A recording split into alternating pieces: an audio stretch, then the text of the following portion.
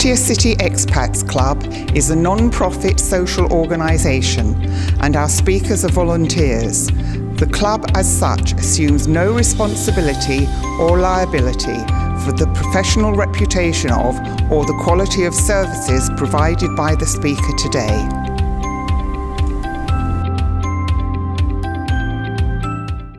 Visited her cat and dog sanctuary a few years ago, and it's quite an amazing thing. This woman used to come to Pattaya quite a lot and be a bit of a party girl, and her whole life has changed through this passion for looking after animals. And it was exemplified for me last night. We went to Playa Restaurant, is that how you pronounce it?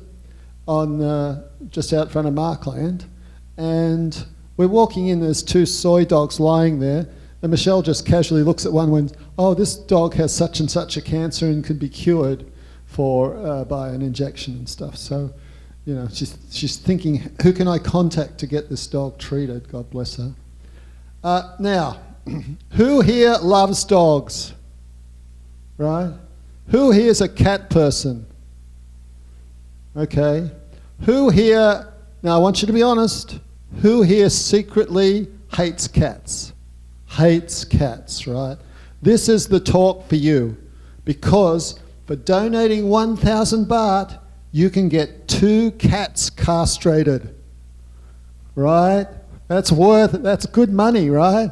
Worth every baht. So Michelle, come on up and enlighten us as to soy dogs and soy cats. A round of applause for Michelle.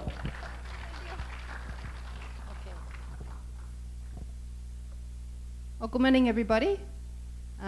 Thank you for coming and listening to my story. Okay, so yeah, I'm a crazy cat lady, but of course I also love dogs. I love all animals, but I'm more of a cat person because I really don't have much authority over dogs. I have 6 dogs, but I can't train them. I can't do anything with them. They just run amok. So, so my life is more about cats than dogs. Okay, to start with, how did I get into this? Oh, it's this way, right? Yes, okay. Oh, I can't see. I need to move over here. Okay, just to begin, I'm sure everybody here living in Thailand or spent some time in Thailand knows, you don't have to be an animal rescuer to know that the stray animal problem in Thailand is an absolute disgrace. There are millions of dogs and cats out there on the streets getting no help, breeding out of control, and suffering. And there doesn't seem to be a lot done about it. You can't go anywhere in Thailand without seeing this problem. There's a lot of controversy about what we should do about this, and I'm not here to change anybody's view about that. I'm just here to tell my story. And maybe raise some awareness. You may learn something about the problem, the situation that you didn't know before. So that's my main motive of doing the talk. And as I said, it's just my story. I'm no expert. This is just about my own personal experience, what I've learned on the ground, helping animals. And I started with 1 cat. Most animal rescuers start with 1 animal. And I've been doing this work for about 8 years now. 7 years. And today I manage a private cat sanctuary where there's about 80 cats, 6 dogs. And I continue to help animals still living on the streets. Okay, where did all this start? I was working in Bangkok as an English teacher, and that was just about destroying me. It's this cat, I say animal rescue is much easier than teaching English in Thailand, but anyway. And I ended up coming to Bampay, Rayong, when I had breaks. And I ended up buying an apartment in these buildings on this long stretch of beach called Meirungpung Beach in Bampay.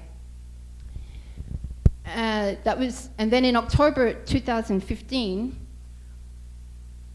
I discovered the colony of cats living there. There was about 30 odd cats living in the basement of the building and in the grounds of the building. And often would see a litter of kittens being born every now and then.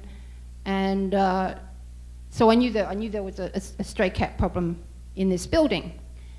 And so I started to feed them and make friends with them. the first photo is Inspector Tom. He used to actually have a job at the building. He used to greet people when they came in to check in. And this little girl on the far side, she used to come up to people's rooms and sit outside their doors and ask for food. So she did this repeatedly to me, and eventually I succumbed and let her in and started feeding her. So she's my first cat. I named her TP. TP stands for Thai Pussycat.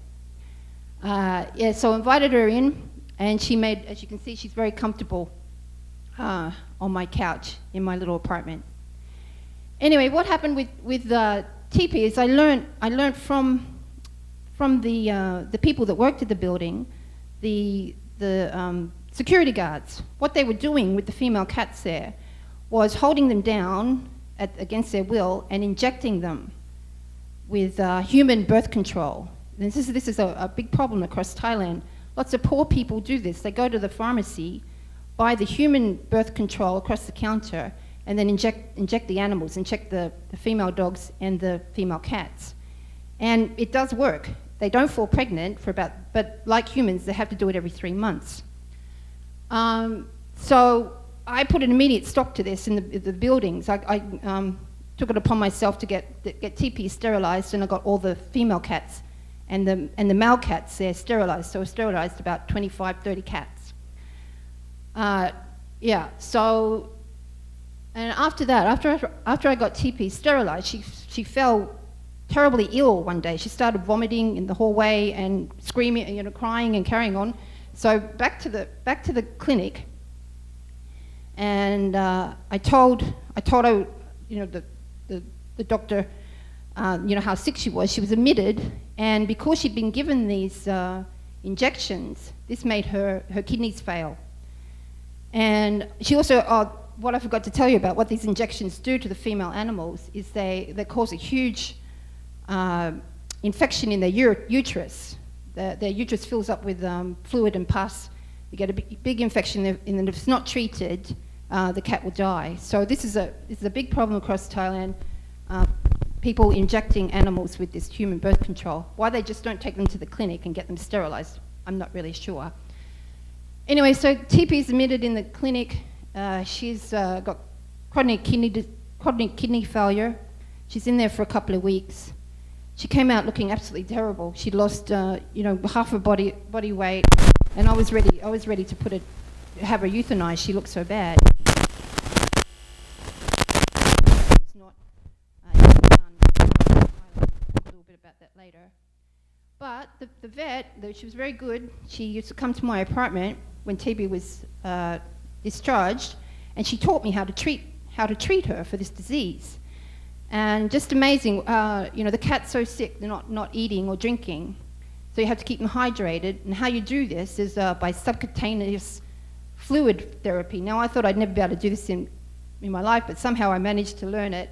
You take a UV bottle, which you normally put in a vein, but you get the needle and you put it underneath the cat's skin and turn on the water, fill them up with about 200 or 300 mils of water, switch it off, take the needle out, and this hydrates the cat. And of course, if they're sick, they've got to be hydrated. Water is life. So I learned how to do this. It was very hard. Sticking a needle in a cat is not easy. But now, years later, it's just second nature. I go bam, bam, bam, done. It's easy. So I'm quite an expert. And I learned and she's not eating, so I learned how to force feed her. You get special food, liquid, make it pasty, force feed her with a syringe so she gets food. Special high quality, high nutrient food that they have. All of this stuff I didn't know existed. And I found this medication, this Renovast. I've had cats in Thailand, I've had several cats since with problems with their kidneys. They have renal failure or kidney failure. And I found this medication from one of the vets. And this, put them on this supplement, it helps their kidneys, gives them back some kidney function so they can live quite okay lives. And my cat Tipi actually lived for about 6 years after she had this first illness. So I put it down to this medication. She has 1 pill a day. And also, they've got to have medication, so they had to learn how to pill a cat. Now, if you've ever tried to do, I don't know if anyone's here ever tried to, it's quite a feat. You know, there's gnashing teeth, you know, flying claws and trying to get a pill down their throat. Dogs are much easier because they're more placid. You can just open up the dog's throat and shove, you know, put the pill in. But the cat is quite different. You know, it takes quite a lot of technique. But some cats I can do, some cats fight too hard and I have to find another way to medicate them, like liquidate the medication and can syringe it in. But there's a joke going around on internet on Facebook for about pilling a cat. Everyone finds it very challenging. And so this is a joke. Famous topics in art history. Hercules attempting to pill his cat. This is pretty accurate. This is pretty accurate what it's like. So yeah, he's fighting with the animal, trying to get the pill in. Yeah, I can really relate to this. Anyway, so what's next? So I managed to heal TP from her chronic kidney failure, and then I started, you know, across the road from my apartment where I was living on the beach. There was this, you know, 2 packs of dogs, lots and lots of dogs, probably about, you know, 20, 25 dogs, 10 in each pack, and yeah, they're having puppies everywhere. The puppies are getting sick and dying, and it was just an awful scene there as well. So I started to feed the dogs, mix up some rice with some kibble and just give them food on the streets. And when the dogs start to get to know me, I gain their trust, and then I can put them in my little slang. I actually learned how to drive for this very reason and got a slang, or samlor as they're also called. And so you gain the dog's trust by giving them some food, and pat them, touch them, put a collar on, put a lead on, tie them into my sling, and off to the clinic we go. And we can get the dog sterilized and then put them back on the beach, and then no more puppies for that dog. So that's one way I started. And you know, around the little area, I came across some other dogs that I could help too. And this is where I started to learn about the diseases that affect dogs living on the streets, or dogs anywhere really, and started to learn how to treat them, how you can help the animals. And okay, the most common one. This is what Ren was talking about last night. What we saw last night. This is really common in Thailand. This is a transmissible venereal tumor, TVT. Many dogs suffer with this, and it's one of the few contagious cancers, transmissible. So the dogs catch it from having sex. It's sexually transmissible, and the female dogs get the tumor in their vagina, and the male dogs get the tumor on their penis. And if left untreated, and male dogs can also get it on their face if they've licked a female dog. So if it's left untreated, the dog will die of cancer. But it's absolutely treatable. It's very easily treatable. You can give them, like humans, they take some shots of chemotherapy, depending on how big the tumor is. This is Belle. I got her quite early. I just noticed this, I thought, and I took a photo, took it into the clinic, and I said, my dog's got some kind of injury. So that's not injury, it's cancer, she needs chemo. So I took her in, she had 1 shot, a week later she had another shot, tumor gone, completely gone, never had it again, totally cured. And not expensive, like 1,000 baht a shot. So for 2,000 baht, this dog was cured of her cancer. And also what's interesting, when the dogs have this cancer, and get the chemo, they have no side effects like humans. There's absolutely no hair loss, they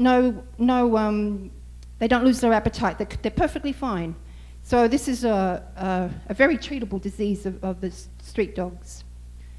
And this is Belle and I. This is when I first knew her on the beach. She was dumped on the beach, a new dog dumped on the beach, and this is just before I discovered a cancer. And this is us now. This was taken just a little while ago, so we're both a bit older, both a bit fatter, and both a bit greyer. So, but she's a lovely dog. Okay, this is also a very common disease amongst street dogs, sarcoptic mange. And this is just awful. You know, the dogs get this sarcoptic mite in their follicles of their fur, makes them itch like crazy. It's just so uncomfortable for them. Very bad, and then they're itching so much, all their fur falls out, so they become bald. This little girl, she's scratched so hard, or her ears are bleeding, she's bleeding out. It's just horrible. So I found this pack of dogs suffering with this problem, and also very easily fixed. You give them this medicine called NexGard Spectra. This is actually used to treat ticks and a preventative medicine for ticks and fleas. Keeps the ticks and fleas out of their system, but it also kills the mite that causes this mange. So one treatment of this, or one or two treatments of this, in a month's time, they're completely cured. So they stop itching, and as you can see in this little girl's face, she looks so much relieved that she's got rid of this complaint.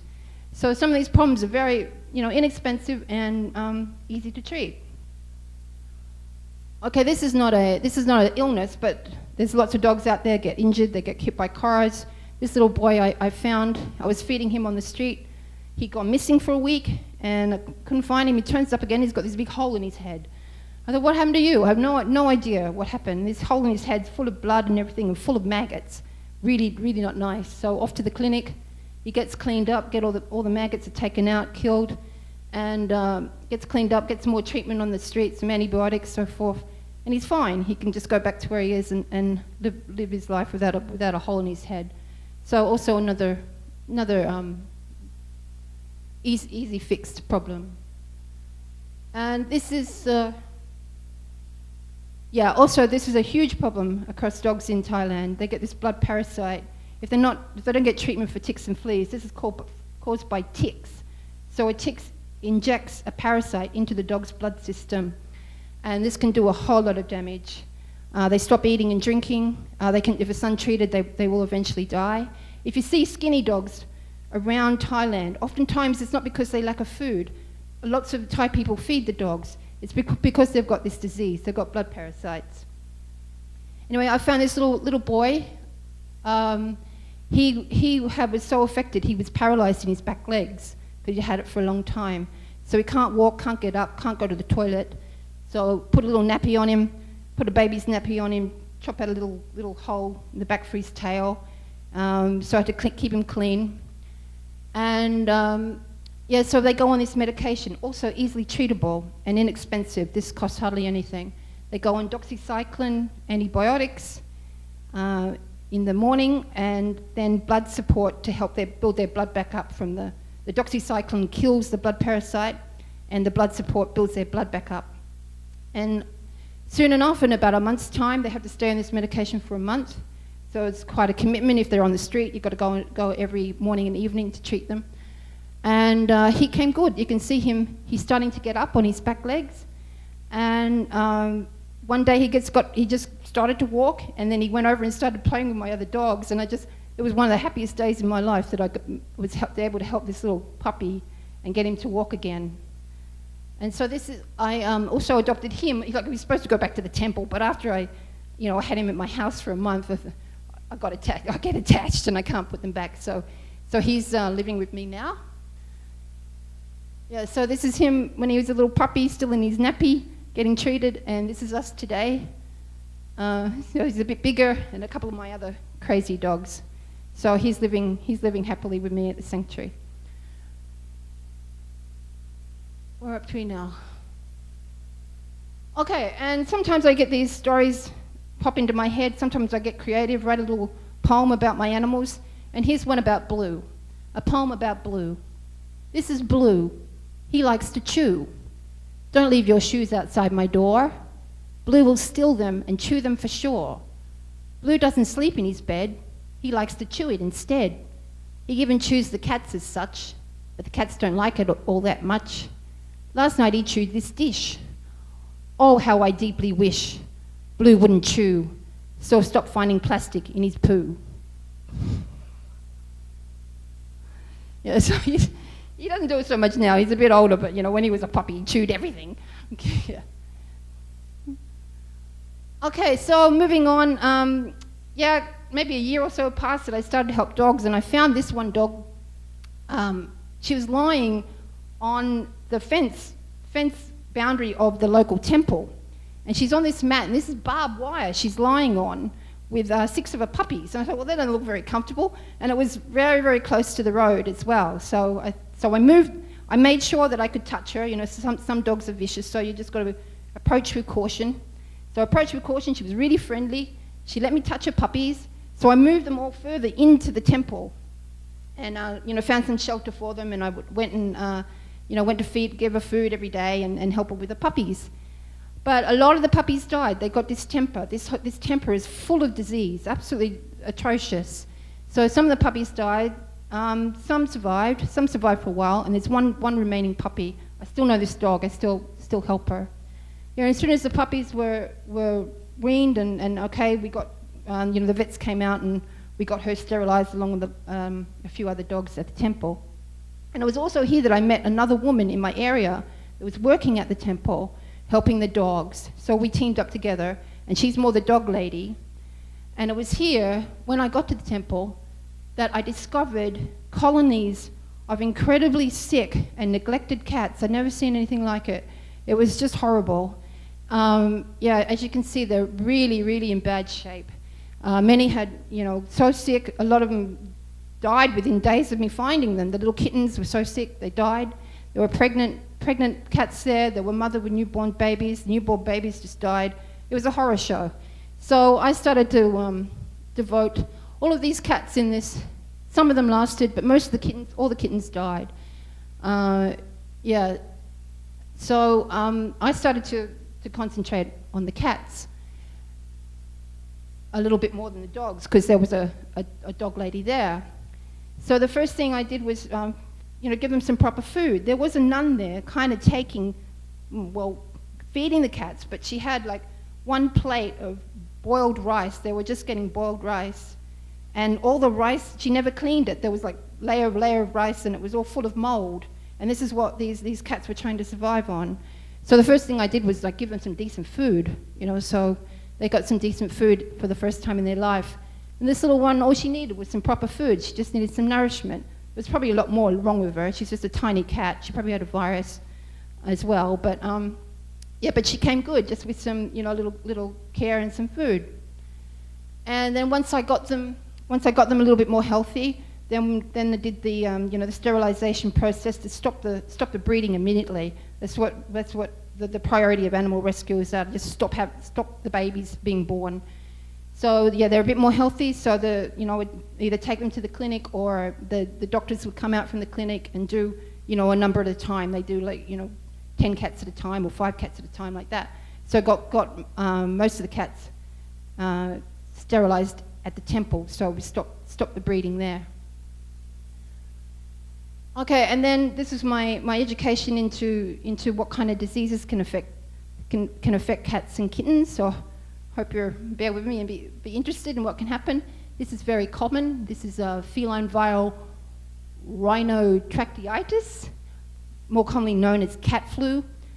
Very, very common and very contagious. So if there's a cat in the area that's got this, all the cats are going to get it. It's debilitating. The kittens can die because everything's stuffed up. All their nose is stuffed up, so they can't smell. And if a cat can't smell, it won't eat or drink. So die of dehydration normally. But easily treatable.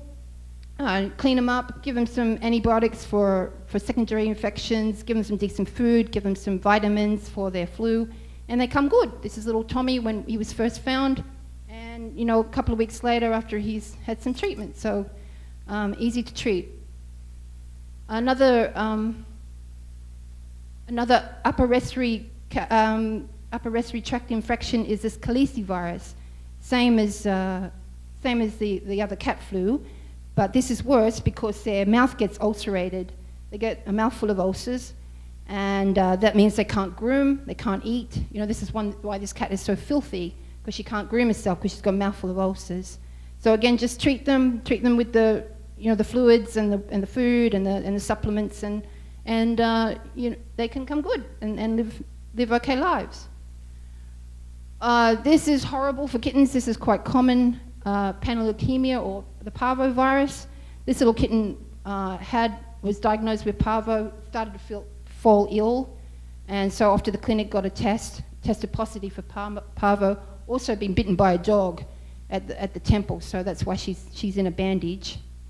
But again, you need a little bit more aggressive treatment to fix this. They need to go to the clinic every day. They need injections rather than oral medication because they're just going to vomit everything up. So they get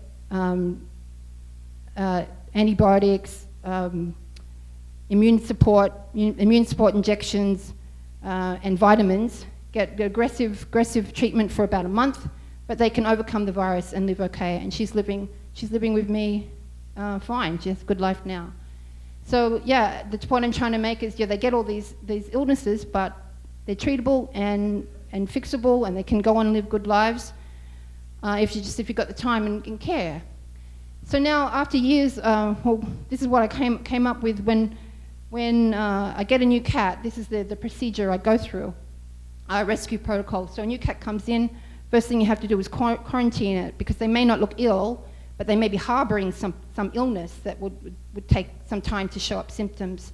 So your kittens or a new cat will stay in quarantine for a couple of weeks or 2 or 3 weeks to make sure that they're not going to, infect your other cats.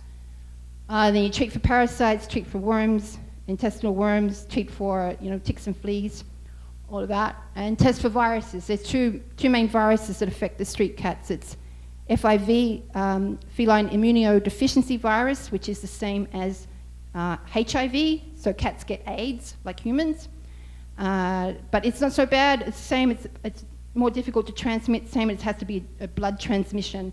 So they have to have a deep bite wound or something like that. So it's not as big a problem. But this FELV, the leukemia virus, is a problem. It's easily transmissible. They transmit it through saliva. So if they're sharing food and water bowls or grooming each other, they can transmit this virus, and this is fatal. This will kill the cat within a few years. So this is not a nice virus, and it's not a nice death. So any positive cats needs to be separated from healthy cats. And then there's other horrible viruses like FIP, feline sorry, I've forgotten what it is, but yeah, it's a nasty thing. It's got hardly any symptoms. It's hard to tell if the cat has it, and it starts off as a coronavirus, different from our coronavirus. But if the virus mutates, then they get this FIP, and it's also fatal. But there is some new cure on the market that's having some success. And of course there's the parvo, which I showed you, the kittens, so they can get tested for parvo. Give them a blood test to see liver function, kidney function, if that's okay, or if they need treatment. Then if that's okay, if everything's okay, or even if they look okay, just get the cat sterilized. And then you vaccinate for the 3 common diseases that I showed you, the 2 upper respiratory tract diseases and the panleukemia. And this is dropped off somewhere. Also, of course, your vaccine for them for rabies. Everyone gets a rabies vaccine too. Where am I up to? Okay, so this is just some other rescues that I've experienced, found problems with animals and had some success. This cat got out of my yard and went into the neighbour's yard and got attacked by her 3 dogs. And my neighbour called me over and she said, "Michelle, your cat," and I ran over and I sort of, run into this horror show. And yeah, I love dogs, but I beat these dogs. I beat them so they would drop my cat, and I saved her. I got her out of there. And she survived, but obviously very badly wounded. I was wounded also. And but she survived, and she's now still living happily with me. So yeah, dog kills are a big problem with cats. This awful thing, this is another cancer, squamous cell carcinoma. So they're a fair-headed cat. They'll get skin cancer on their ears. And I found this cat on the street. She was an awful mess. She had 1 little kitten with her. Took her to the clinic, and they amputated her ears. And I don't know if that was the best solution, but she did go on to live quite a number of years after that. She had some quality of life, and her little kitten got a home. So, and this one, someone told me about this cat, and I went to pick her up. She's got this giant hernia hanging there. She's been like that for years. So all her insides are in this hernia. All her intestines and her liver and everything, everything else is inside this hernia. And it was a huge operation for the doctor to do, but he did a great job. She had about 30 stitches. That's her getting her stitches out. She's alive and well today. Okay, where am I up to? Okay, so here we go. This is the bane of my life, kittens. But who doesn't love kittens? Maybe there's lots of people that don't like kittens, but kittens are a huge, huge problem for me. I've lost count of how many kittens that have come into my life. But okay, these ones were dumped at the temple not long when I was first there. They're an awful mess, covered in filth. They got chronic diarrhea. Some people, I think they give cats cow's milk, which is the worst thing you can do. They're lactose intolerant. They can't tolerate cow's milk. They get chronic diarrhea. So these little ones were covered in filth. Their stomach is hugely bloated from intestinal worms. So they didn't have any other signs of illness, no flu or anything like that. So clean them all up, give them some medication for their intestinal worms. And I tried to find these 3 homes, but they weren't successful, so they still live with me. And this is them today, living good lives in the sanctuary. They're very happy cats. Yeah, and many, many, many kittens. Like somebody, when I was still at the temple, the word gets around to the local people, and they go, oh, there's some crazy farang at the temple helping cats, so they absolve their own guilt by bringing the animals to me. And just, yeah, so many. And often they would come sick. They arrive sick, so they need treatment, they need care. And there's just so many. These ones in the corner got a fungal skin infection, so that's another thing that can go wrong. These ones are feral. Yeah, so many kittens and many, many problems.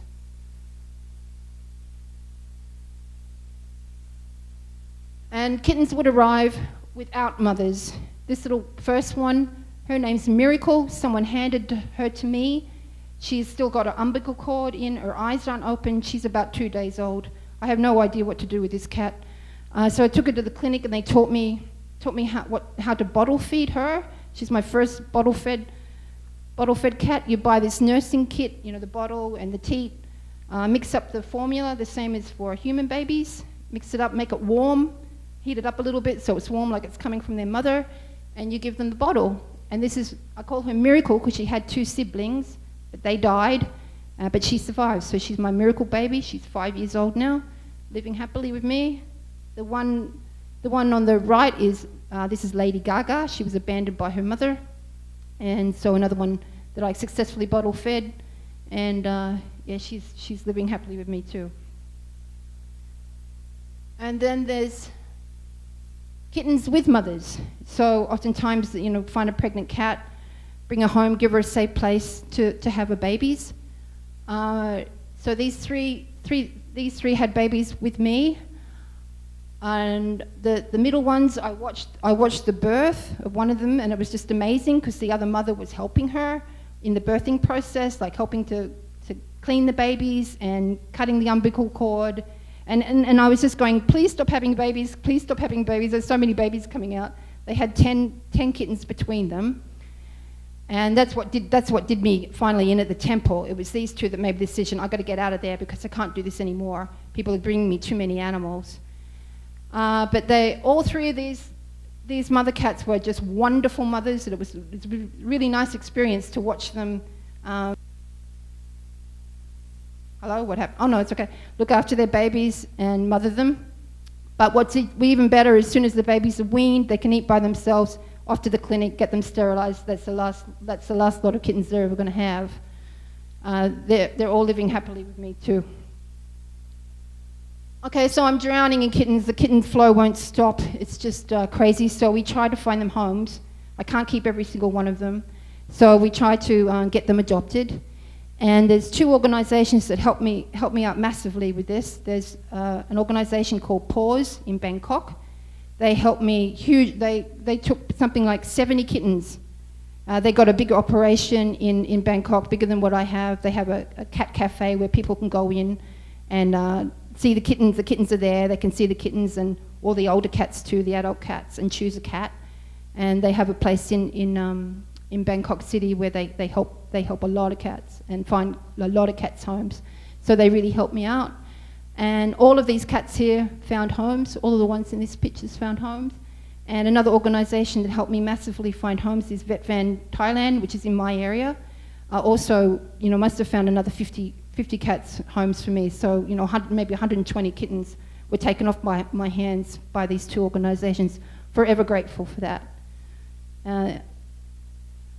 Okay, so so you've seen so many dogs and cats on the street and so many kittens being born. And so why are there so many strays in this country? Why are there so many dogs and cats living on the streets?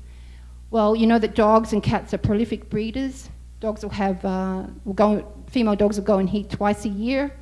They'll have litters anything from 1 puppy to 10.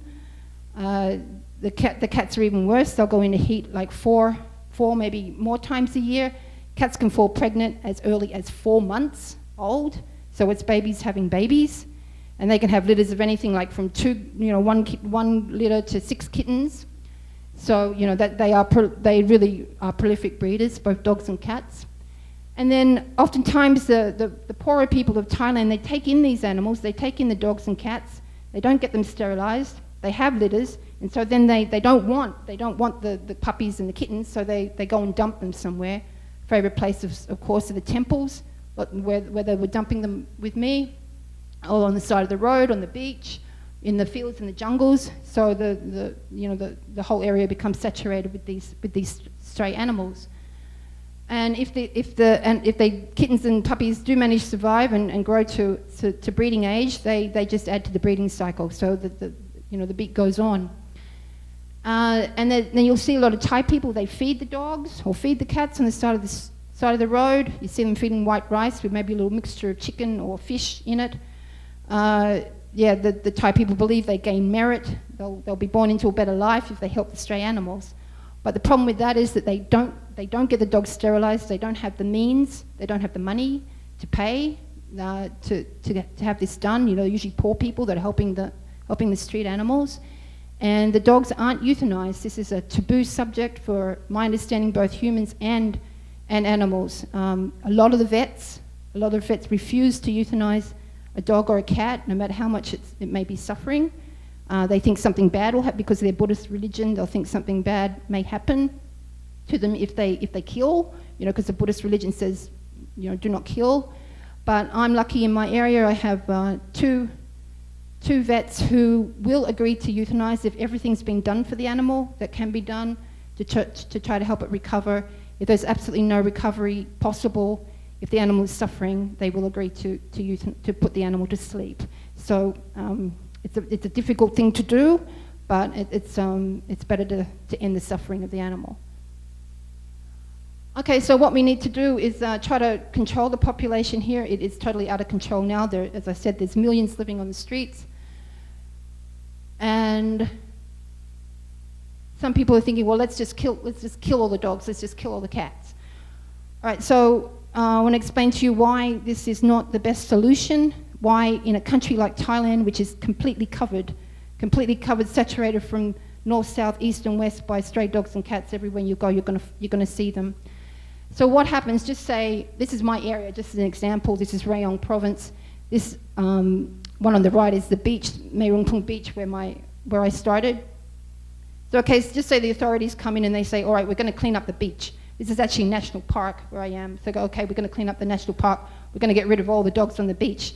So they get some non-Buddhist person that doesn't believe that they're going to, be born into a bad life, the next life, if they go and kill all the dogs. Okay, so they cull all the dogs on this beach. Okay, it stays free of dogs for a little while, but because it's so saturated, there's dogs in every other area. They're just going to move back into that cleared area. There's packs. They're vying for space. They just want new space, so they're just going to move in. And when do you stop the killing? And also people say, oh, there's a free space. I'll just go and dump my puppies there. They're all all unsterilized puppies. Just go and dump them there. And so the problem's just going to reoccur. It's just it may work in other countries where they don't have such a big problem, but in Thailand, where the country's completely saturated, this is what happens. You clear one area, it's just going to fill up again.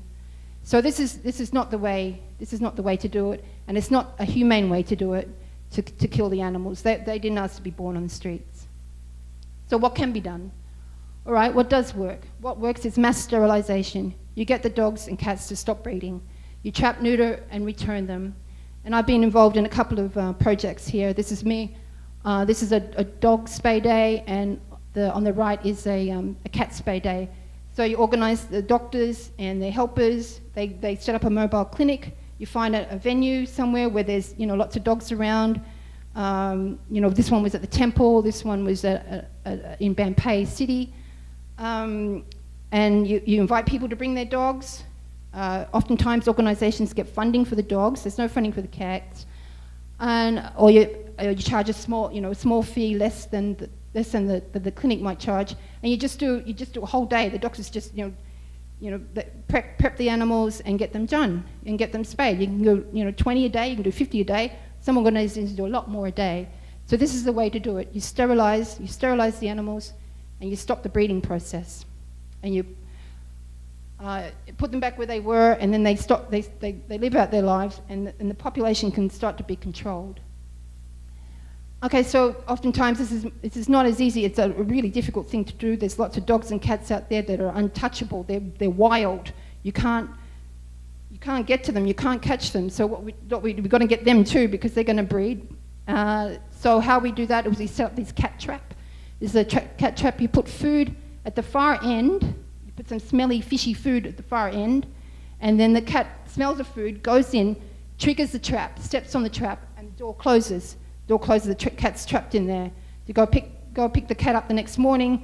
It's in the trap. Take it off to the clinic, and they can sterilize the cat, and then you can put it back where it came from, and then stop the breeding cycle there. So I've done this lots of times. Trapped cats in my area and got them sterilized. And another way that for the dogs is they use like a tranquilizer dart. They use a blow dart or a gun.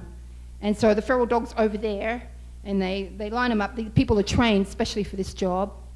There's lots of people that do this in Thailand. So the stray dog's over there. They've got the gun with the tranquilizer dart in it. Bam, they shoot the dog. It'll run around for a little while, then eventually it'll fall asleep. And so they go pick up the dog, get it to the space site, and get the dog sterilized, and then put them back. So that's what they trap the dog or tranquilize it with a dart, and sterilize them, and then return them back to their area, and you stop the breeding cycle for that dog or cat. So this is definitely the answer to the problem. Okay, there's some organizations that I know of. There's probably lots in Thailand, but these are the ones that I know of personally that do this mass sterilization. Okay, well, first of all, the Thai government doesn't seem to be committed to this problem. I don't know why. There's probably got a lot of other problems besides this, but they're not committed to cleaning up the stray dog and cat problem here. So they really don't do a lot. There's the Animal Army Foundation here in Pattaya. They do mass sterilizations. Soy Dog Foundation in Phuket and Bangkok. Soy Dog Foundation is one of the first and the largest animal welfare organizations in Thailand, and they actually help other organizations sterilize dogs. They don't support cats, but they do support dogs. They will fund other organizations. They'll fund some of the cost to do this mass sterilization, so some organizations can apply for funding from them. So they are really, really instrumental in trying to clean up the problem. And there's Sut Liang Wu, there was a picture of her before. This is Wonder Woman. She is amazing. She will go to any length to get a dog. She dresses up in a grass camouflage suit made of grass, and she'll crawl through the grass and try to get this dog tranquilized and off to the clinic. They have done hundreds of thousands of dogs in Bangkok. Really made a difference there. And I think the number she told me, she's got about 30 people on a team. Most of those are darters to catch the ferals. And they do about 180 dogs a day and 20 cats a day. So they're really making a difference in Bangkok. There's Handapur in Chiang Mai. They do mass sterilizations of both dogs and cats, making a difference there. And this organization that I mentioned before that helped me with the adoptions, Vet Van Thailand, came to my area about 3 years ago. absolutely cleaned it up. I mean, I really, really have noticed the difference there. They've done an amazing job. Tens of thousands of dogs sterilised. Every dog in my area is sterilised now. There's hardly anyone left. Hardly ever see puppies on the streets. There's just the older dogs there. They're just living their lives on the beach or in the streets. They're kind of, they're not causing much of a problem. So I really have made a tremendous difference where I live. You can really notice the difference. So they started in Bampay, my area, and now moving further afield. Just cleaning up the area. This woman that runs this is just a superhero. She's a superwoman, and she's devoted her whole life to this. Really made a huge difference. Okay, so some homeless animals, like I need to win the lottery to keep doing this, but some homeless animals have won the lottery jackpot, and they're the animals that now live with me in my sanctuary. So what happened here is, I started to collect animals very early on. I would just get attached, and so first of all I got a small house, and I got a couple of dogs, and I got a few cats, and then we grew out of there. I got more, so I got a bigger house and more cats, and then I grew out of there, and now I got a really big house and a really big piece of land. So I moved the original cats from my condo. I moved them in because the management was threatening to dump them all, because there were lots of people who lived in the building, enjoyed having the cats there. They enjoyed coming back every year and seeing the same cats. And the population was under control because I got everybody sterilised. I got all the cats sterilised. The males weren't fighting because they were all sterilised, so there wasn't really a problem. But there was a couple of people that weren't happy, so management were threatening to dump them, so I moved all them out, so they all live with me now. And then I got all the temple cats out because I needed to stop going there because people were dumping more and more animals on me, and I just couldn't continue like that. And so moved everybody out of there, so they live with me. And I moved in my first 2 dogs, and I adopted four more, so I've got 6 dogs now. And along the way here, I've rescued more cats and more kittens that have joined the sanctuary. So this is what it looks like. Because of the dog, there's many dogs in my street, and the dogs across the road, so I had to keep them safe. Built this big enclosure, so they have this fencing, and then this huge plank on the top, so they can get to the top of the fencing, but they can't get over the plank. They've got nothing to grip on, and it's too high for them to jump over. So they're safe inside. They can't get out. The dogs can't get in. So there's a huge safe area for them. This is what greets me every morning.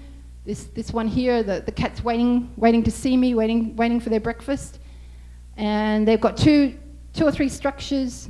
This little wooden house, another concrete house that I had built. Over on the other side is where the leukemia cats live, the ones that have the contagious virus.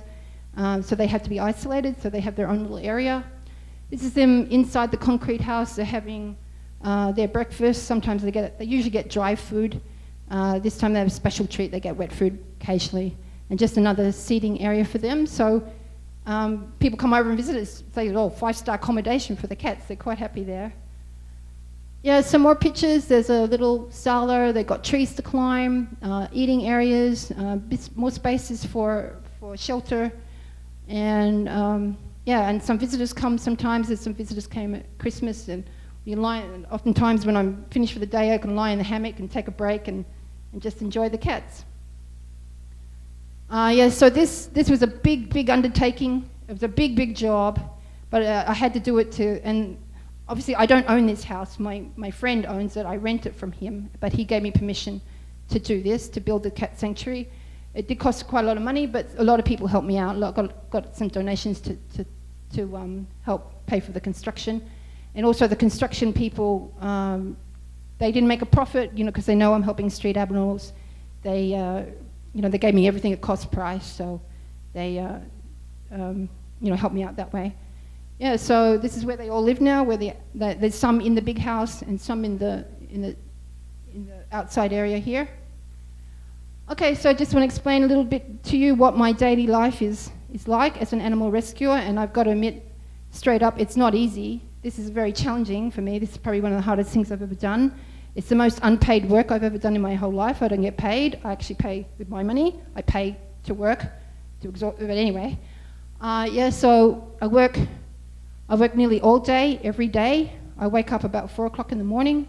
I do some personal stuff for a couple hours, like computer and that kind of thing. Then I start with the animals at sunrise, feed 80 animals, clean up after them, medicating them, more cleaning. So that takes me about till lunchtime. Then I have to do like, I might have to take an animal to the clinic, or go to the temple, or do some laundry, go shopping for supplies. So I get about an hour break in the day. Then back in the afternoon, more feeding, more cleaning, more medicating, making sure everyone's got their medication. Kind of putting everyone where they need to be for the night. Some need special places for the night, so they don't fight or whatever. So I'll finish about 6 in the evening, so it's about a 12-hour day with maybe an hour or two break in the middle. Okay, I can't leave the animals in my care. It's really hard for me to get away. It's very hard for me to even come here today. I came here last evening, but someone's coming in to help the animals today. I don't like leaving them alone.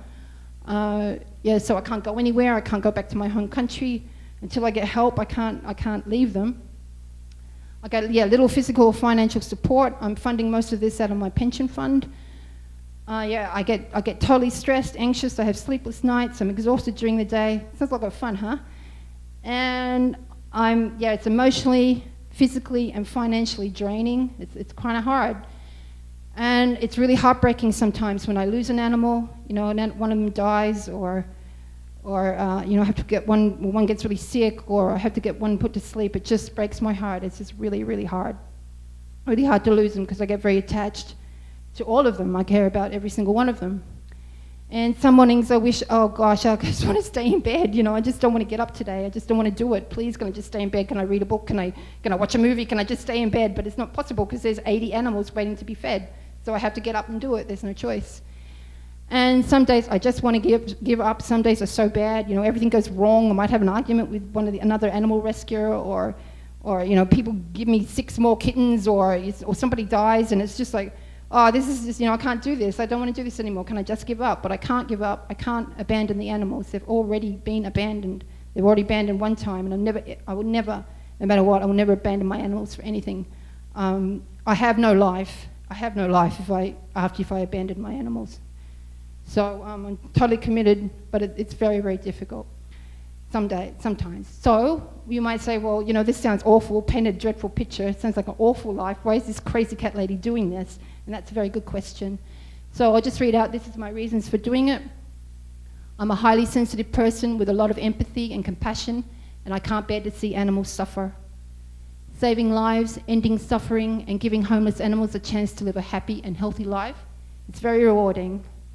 I'm helping to stop the breeding cycle, even in just a small way.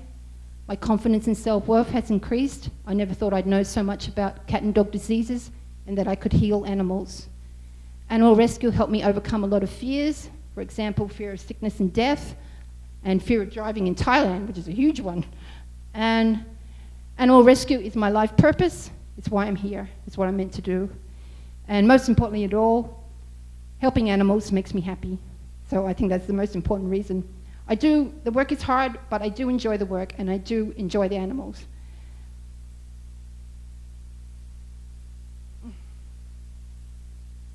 What happened? All right, so this is just some of the residents in the sanctuary. As you can all see, they look happy and content, and they are all happy and content. They want for nothing. They get food, they get medical care if they need it. Nobody's having babies. They're all very, very happy. So it's a big difference to what the cats were living at the temple. Completely different situation. Oh, and some animals have special needs. When I got the big enclosure built, I had too many cats inside, so I tried to move some of the cats from the house out into the enclosure, so I could lessen the number of cats in the house. And this little boy, I tried to move him out, but he just wasn't having it. He just wanted back inside the big house with me. He just wasn't having it. He used to pace up and down, up and down, up and down. Anyway, he wrote this little poem for me, so I'd like to share that with you. His name's Tippy Zippy, because he's got little white tips on his toes. So, from Tippy Zippy, I'm clingy, needy, greedy. Let you all have all those other cats. I don't care. Trust me. I will always be in your hair. In the sanctuary, you tried to move me away, but I made you regret that day. I paced and screamed and meowed until I was blue, so you gave up and moved me back with you. Last night I deliberately knocked over your wine and annoyed you in your short downtime, because you are mine. Never forget that I am your boss cat. Now I will lay on your chest heavily and get in your face more and more. Admit it, it's me you adore. Yeah, he's a high maintenance boy. Okay, so just to almost finish off, this is my beliefs. This is what I think. This is where I'm coming from. This is why I help animals. All animals have a right to life on planet Earth as much as humans do. Cats, dogs, and other animals are sentient beings who only want to live their lives free from suffering, the same as humans do. Cats and dogs have a similar biology and the same needs as humans. They need food, fresh drinking water, shelter, and a safe place to live, Medicare, companionship, and love. With population control and other support, stray cats and dogs can live harmonious together with us in our communities. And I've seen it, like, you get the population under control, some of the Thai people are helping to feed the animals, there are others around that, if they get in trouble, we can help them medically, and it can happen, we can live with them harmoniously together. Okay, so if you, after all of this, if I haven't, scared you off, if you'd like to volunteer, that's, you can come to Banpay. But to volunteer, you must love cats and dogs, of course. You must put the animals' needs before your own. Be prepared to do dirty work. There's a lot of poop, pee, and vomit involved, so you have to be prepared for that. You have to be able to work independently or as part of a team, and do a trial period, see how it goes, and if you are happy to stay and it works out okay, if you could commit for at least a month, because you have to be trained in what to do. And if you would like to come and volunteer, there's accommodation off-site in my apartment on the beach. Okay, you can also visit, if you'd like to come visit the sanctuary and say hello to the cats, get some cat therapy and some dog therapy. I'm only 80 kilometers away, so it's an easy day trip. You can get there in about an hour and a half. You can stay in an hour or two and then come back to Pattaya. So you're welcome to come any day of the week, but it's best during the middle of the day when I'm not so busy. So the best hours are between 12 and 3. So there's some invitations if anyone's interested. Okay, and if there's anyone out there, I am struggling financially. As I said, I use most of my money. I'm using my retirement funds. I'm not sure how much long that's going to last at these expenses. This is how much I spend a year, about 400,000 baht a year, running the sanctuary and helping some cats and dogs on the street. 200,000 baht of that is on the actual animals for food, vet bills, getting them spayed and neutered, medications, supplements, treatments for parasites and vaccines. So that's where about half the money goes. The other 200,000 is spent on, the housing, paying for the rent, the utilities, getting the grass and some maintenance of the building, and I have one cleaning staff because I can't do everything on my own. So this is quite a whack out of my retirement fund every year. So I can certainly use some help. So if you would like to make a donation, you can make a deposit into my Kazakhstan bank account. There's the details there. Or I have a donation box here today. If you could, you can put something in there if you feel free. And if you'd like to contact me, this is my contact details. I have a personal Facebook page just under my name, Michelle Coote. I have a Facebook page for the sanctuary called Cat Sanctuary Banpay. You can contact me on email, michellecoote21@hotmail.com, or you can give me a call. Okay, so that's my talk today. I hope you got something positive out of it. Maybe you learned something about it. And thank you very much for coming. I really enjoyed giving it and telling you about my life as an animal rescuer. Thank you so much.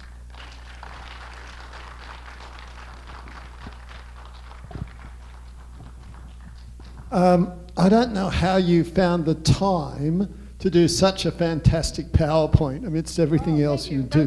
That was really brilliant. In the morning. Just a round of applause for the amount of effort she obviously put into this. Can we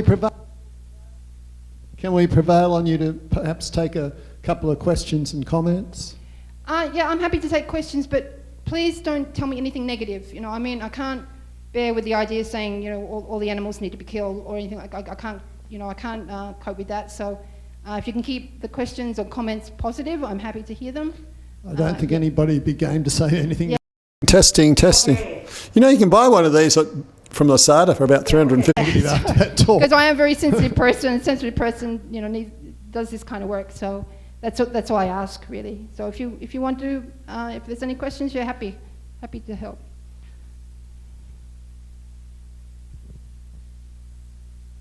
I think you're doing a fantastic job taking care of the cats, the stray cats. Thank you so much. And amazing. But I'm wondering, how many happy cats are there in Thailand? There are millions on the streets, but how many of them have homes that are being taken care of by their owners? Is that much larger than the number of street cats? Do you have any idea? Oh, I think so, yeah. Thai people generally are great pet lovers. You know, lots of Thai people have several cats and several dogs in their homes. And generally, a lot of them do take good care. You know, they get them sterilized, they get them vaccinated, they do take good care. So I would say the numbers in homes would outnumber the ones on the streets, yeah. Oh, there's one. Yeah, great talk. Wow, I love animals, you know. And by the way, I brought my dog whistle. Oh, if you can hear me. Yeah, I can hear. It's okay? Yes. Yeah. I don't know if I have a cat whistle or not, but I don't need one, you know. Yeah, but, right. Yeah, I have a lot of dogs around where I live, and and they bark day and night, and nobody seems to do anything about it. They run loose, you know. But anyhow, so I didn't understand where your place is. Is it in Bangkok or here? No, it's in Ban Phay. Ban Phay is 80 kilometers east of here. If you know the island of Koh Samet, if you know where Koh Samet is, the island of... No, I'll ask my girlfriend. Oh yeah, it's 80 kilometers. It's 80 kilometers east of here, further, you know, going towards Cambodia. Yeah, Rayong, yeah. Koh Samet, Ban Phay is a jumping off point to go to Koh Samet, tourist island there. Okay. Yeah, so thanks very much. Yeah, it was a brilliant talk.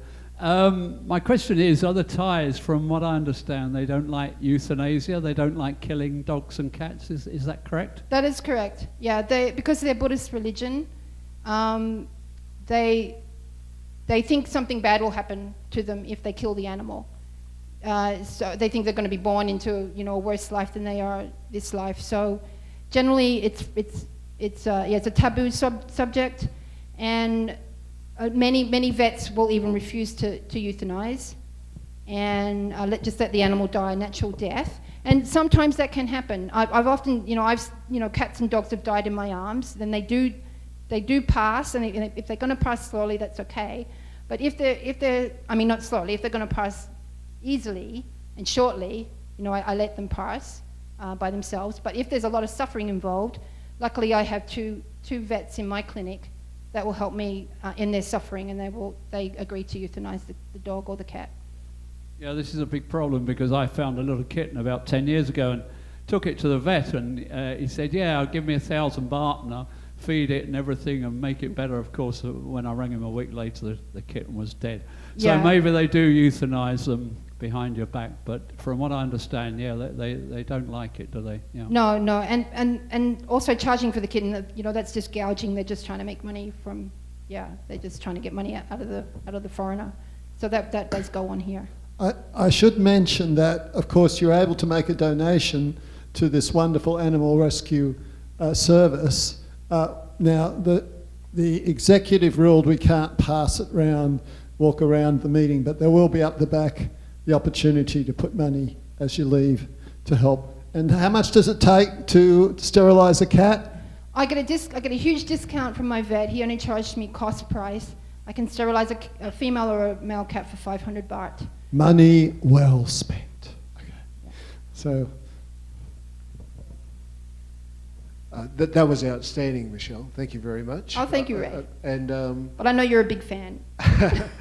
I think one of the benefits that you noted was the fact that when you sterilise a male dog, it becomes less aggressive. Yes. Which is major, because that is a problem. And the cats too. The cats as well. Male cats are less aggressive. Yeah, because they don't tend to fight. They've got much testosterone running through the system. Yeah. Yes, of all the diseases you mentioned, you forgot the most important one, Oh, rabies? rabies. I know personally of three people, 2 Pharongs and 1 Thai, that have died here in Pattaya from the disease. Yeah, it is a big problem. And probably because it's not forefront in my mind, luckily I've never come across it.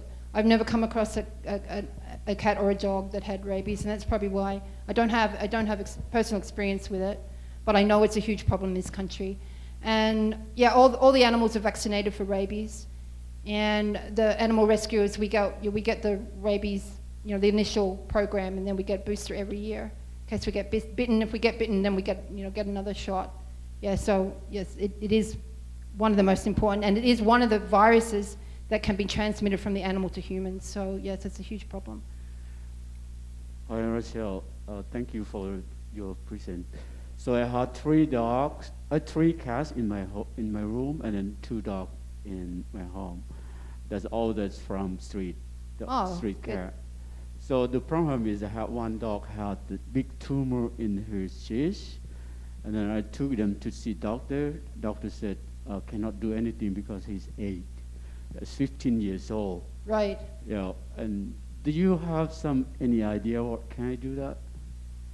No, I'm not the doctor, and I think you just really need to take the doctor's advice. You could try another doctor, but that's you could get a second opinion. But I can't give medical advice. I'm not an expert on that. So sometimes I want let them sleep. Because he cannot walk well. Oh, if you want to put the dog to sleep, you want to. It's hard to do that. Yeah, I know. It's very, very hard. It's heart-wrenching. It's hard. Yeah. But if they're suffering, it's better to end their suffering. And I know there are doctors in Pattaya that are willing to do it. Thank you. Yes, I hope you find one. I grew up on a farm, and when we had to put animals down, it was sleeping tablets, put them in a bag and attach the bag to the end of a exhaust pipe of a car. Right. So- Yeah. There are ways. All right, one more here. You said that all animals deserve to have a life. Do you think that it would be nice if more people were vegetarians on this earth? I recently became vegetarian, and now the idea of eating any animal kind of turns me off. Yeah, I'm also vegetarian. Oh, good. Yeah, I don't eat animal flesh, and yeah, the suffering from the factory farms is just horrendous. And I think there are other ways that we can get nutrients from plant material and so forth. But yeah, but it's hard to change the culture, isn't it? I mean, people are meat eaters and they enjoy so it's very difficult. But personally, I'm vegetarian. I don't eat meat. A big round of applause for Michelle's talk and the wonderful work that she does. Thank you, everybody. Thank you. That was a great talk, Michelle. And I know how conscientious, well, obviously she was incredibly conscientious, not just with the animals, but with giving this talk. So thanks, Michelle. Thank you, Next week's speaker, we actually have somebody here. Is he still here in the audience? No, he might have left. Suggested